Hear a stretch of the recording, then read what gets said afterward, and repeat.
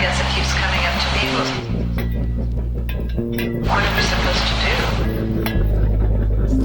Well, I keep saying, de-emphasize anxiety, reassure people.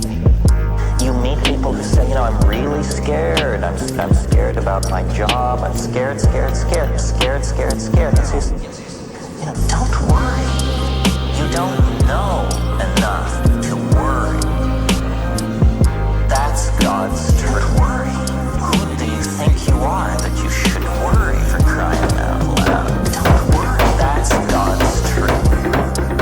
It's a total waste of time. It presupposes such a knowledge of the situation that it is in fact a form of hubris.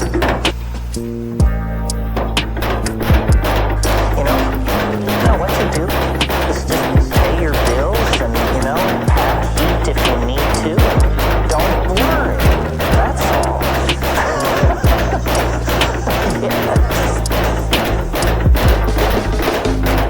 Worry is praying to the devil. That's right. Worry is betting against yourself. Wepo Yang, a great Chinese Taoist who wrote many, many commentaries on the I Ching. He was asked at the end of his life what was his conclusion of a life of studying the I Ching. He said, worry is